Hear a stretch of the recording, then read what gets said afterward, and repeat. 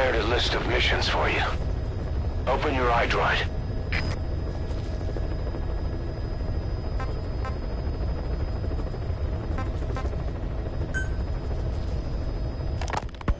Snake, I wanted to ask you about the man on fire. What do you remember from the hospital? Anything we can use? Well, he took off the moment. Ocelot. I hear they started calling you Shalashaska in Afghanistan. What's that about? You know the term Sharashka? It's slang for a suspicious, hastily thrown together organization. The word became associated with a type of forced labor facility in the Soviet Gulag system. OKB scientists and engineers who'd been convicted of crimes were sent to a Sharashka for forced R&D. The Sharashkas were supervised by Lavrenti Beria of the NKVD, the secret police, under the official name 4th Special Department. Forced research? That's not very different from what we do here. Diamond Dogs is different. Everyone here believes in you. Regardless of where they came from or why they're here, they revere you. And they're fighting because it was their choice. And if it wasn't, they'd leave? Who knows?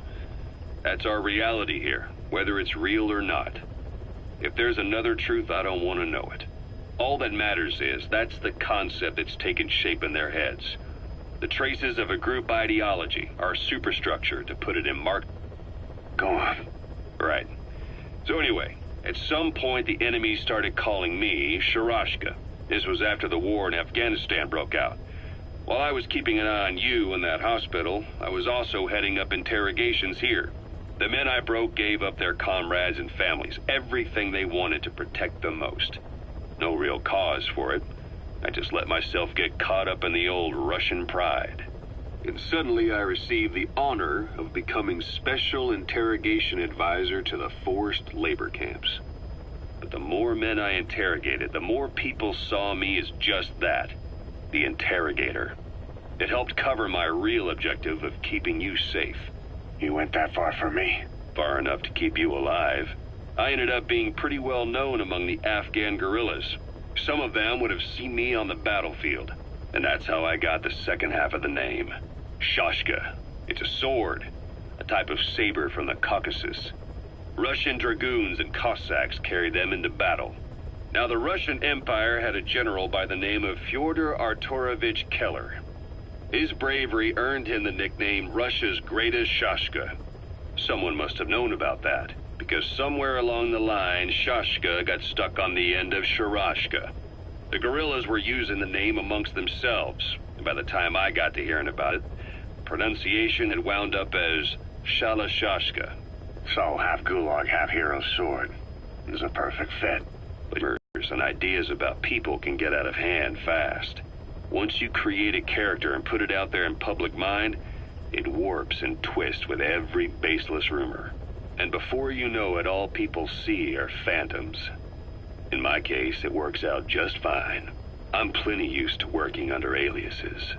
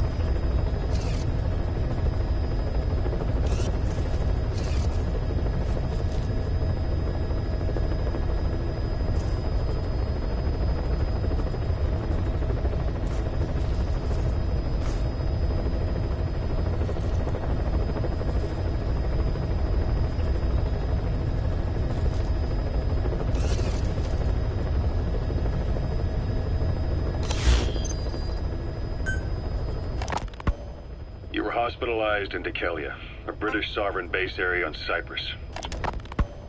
He said I was in a British military hospital, but the doctor had a Greek accent. They hire locally. Easier to trust them. You were hospitalized in Dikelia, a British sovereign base area on Cyprus. It's part of British overseas territory that falls outside of Cypriot jurisdiction. You got moved from Cuba's Little America right into Cyprus's Little Britain. Why Dikelia? The UK and the US remain close allies.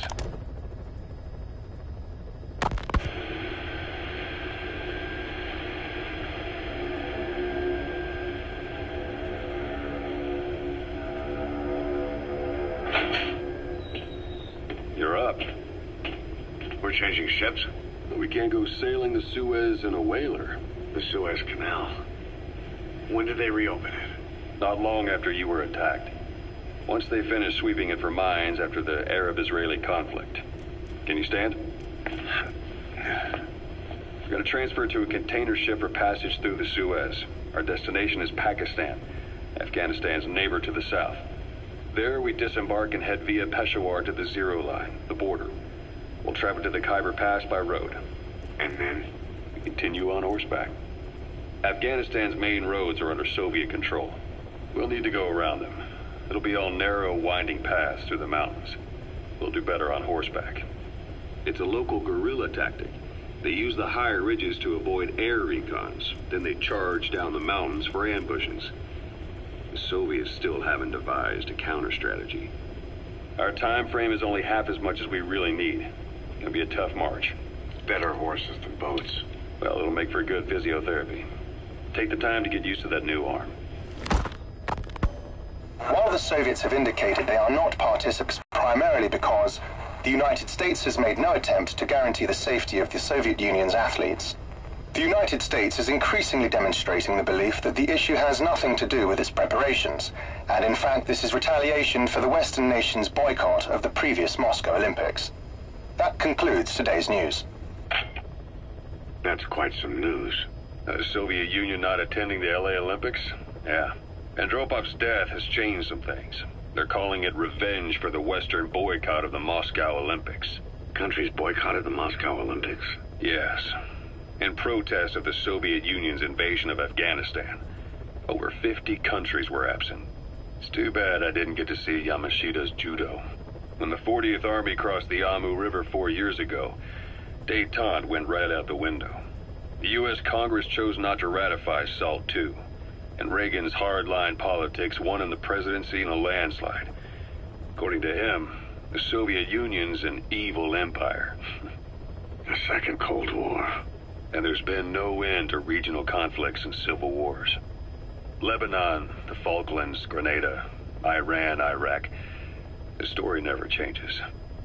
Egypt and Israel did sign a peace treaty. But then the driving force on the Egyptian side, President Sadat, was assassinated afterward. Apparently, his actions were considered a betrayal of his fellow Arabs. Islamic extremists? Yes. Fundamentalist extremists have been responsible for some bold acts of terrorism in recent years. We've had extremist students in Iran take U.S. embassy workers hostage, and suicide bombings in Lebanon. Over 300 foreign soldiers stationed there have been killed. The countries have yet to develop an effective means of dealing with terrorism. Afraid of losing their own men, they've pulled their forces out, handing private forces a golden opportunity. Private forces? Small armies with no national affiliation, working for the highest bidder. That's right, they got the idea from you. After Mother Base went down, they began spreading to meet the soaring demand. Miller's organization is just one of many PFs now. The entire world is after you. But at the same time, it needs you too. Miller told me about what happened in the Caribbean 9 years ago. You do remember Miller. You'd formed a private army with him. An army with no allegiance to a nation. I remember, but... I see. You're not sure what's fact and what's a fantasy caused by the coma. It's still all a mess, huh? All I can do is tell you the facts as they were told to me. I've gone easy on you up until now. But this is where the hard stuff begins. 1974, the year before you entered your coma. You were in Colombia, operating with a small unit of men. Basically mercenaries. Miller was among them. Miller was trying to find a way to turn his and your talents into a line of work. He was looking to start a business where you would fight on behalf of others around the world, those who needed military force. But The reality was, at that time, you didn't have enough gear to equip your own men. Then Miller came across this client. It was a huge job he was offering, but you had a shot at pulling it off. You accepted it and headed into Costa Rica. The client even threw in an offshore facility in the Caribbean. The Mother Base, that would be your new base of operations. Miller sure did have a head for business. As your mission went on, your unit grew and grew. More weapons, more money. Before you knew it, you were commanding 300 men. As the organization got bigger, your military powers swelled to match. It got so the international community couldn't afford to ignore you. You were just too damn successful for your own good. You, your men, had worn out your welcome. Everyone was out for you. East, West, First World, Third. It was only a matter of time before someone took you down. And that was XOF. Officially, they're an anti-terror unit under the CIA. In reality, they're Cypher's private strike force. They lured you to Cuba using Chico, the Nicaraguan revolutionary kid, and Paz, a mole who worked for Cypher as bait.